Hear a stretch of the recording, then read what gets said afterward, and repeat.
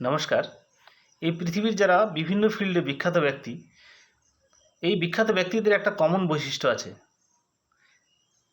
এই ব্যক্তিরা যখন কোনো একটি কাজ করেন, একটি কাজই করেন এবং মনোযোগ সহকারে করেন,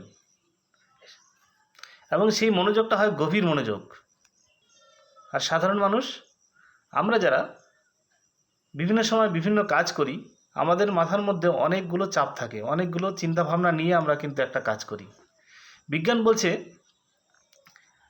আমাদের মস্তিষ্ক একবারে একটা কাজই ঠিকভাবে করতে পারে। তো একটা সাধারণ মানুষ অসাধারণ কাজ করতে পারে মনঃসংযোগ বৃদ্ধির মাধ্যমে। এবার একটা যদি আমি জমির কথা চিন্তা করি, একটা জমিকে যদি ফেলে রাখা হয় কি হবে? আগাছায় ভরে যাবে। একটা বসবাসের বাড়ি যদি দীর্ঘদিন ব্যবহার না করা হয় কি হবে? এই বাড়িটার মধ্যে ঝুল কালি মাকড়সার জালে ভরে যাবে। আমাদের মনও কিন্তু ঠিক তাই।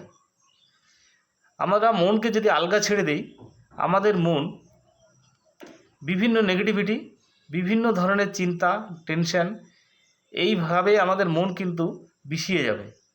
তাহলে কি করতে হয়? প্রতিনিয়ত আমাদের মনকে ট্রেন করতে হয়। কি করে এটা সম্ভব? বিভিন্ন বিভিন্ন মানুষের, বিখ্যাত মানুষের বাণী, সহচর্য, ঘুম, খাদ্যাভ্যাস, যোগাসন, এইভাবে আমাদের ব্রেনের মনোসংযোগ বৃদ্ধি করতে পারি। ফোকাসড মাইন্ড কিভাবে বেশি কাজ করে একটা উদাহরণের সঙ্গে দেখানো যাক।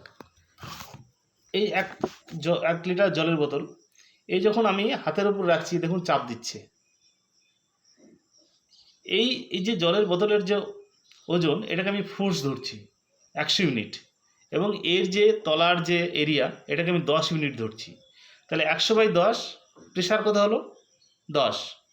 এইবার এই একই জলের বোতলের এই যে তলার যে এরিয়াটা, একে আমি পয়েন্টে নিয়ে আসছি। এই পয়েন্ট মানে আমি একে 1 ইউনিট ধরছি। তাহলে এবার কতটা চাপ দেবে? যদি এটা একদম পয়েন্টেড হয় তাহলে 100/1, তার মানে রেজাল্ট কত হচ্ছে? 100। তাহলে দ্বিতীয় ক্ষেত্রে কিন্তু কার্যক্ষমতা 10 গুণ বেড়ে গেল। আমাদের মনের ক্ষেত্রে ঠিক একই হয়। আমরা যখন একটা সিঙ্গেল মাইন্ডেড হয়ে কোনো কাজ করি, তখন কার্যক্ষমতা কিন্তু অনেক গুণ বেড়ে যায়। প্রত্যেকটা মানুষের মধ্যে কিছু না কিছু ট্যালেন্ট আছে, সুযোগ কিন্তু তার মতো করে সে পেয়ে থাকে। কিন্তু পার্থক্যটা কোথায় হয় জানেন? পার্থক্যটা হয় ওই মনোসংযোগের মাধ্যমে।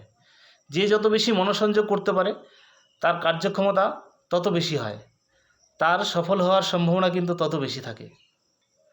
এই বর্তমান এআই ইন্টারনেটের যুগে প্রতিনিয়ত আমাদের সুকৌশলে মস্তিষ্ককে বিভিন্ন দিকে ডাইভার্ট করে দিচ্ছে। আমেরিকা, অস্ট্রেলিয়া, ইংল্যান্ডের মতো দেশে বাচ্চাদের 16 বছরের নিচে যাদের বয়স, তাদের জন্য ইন্টারনেট ব্যান করে দিয়েছে। কারণ তারা বুঝতে পেরেছেন যে একমাত্র ডাইভার্সনই আমাদের মস্তিষ্ককে বিভিন্ন দিকে কার্যক্ষমতা থেকে বিঘ্নিত করছে। তাই একজন সাধারণ ছাত্র বা সাধারণ মানুষও কিন্তু অসাধারণ রেজাল্ট করতে পারে এই মনোসংযোগ বৃদ্ধির মাধ্যমে।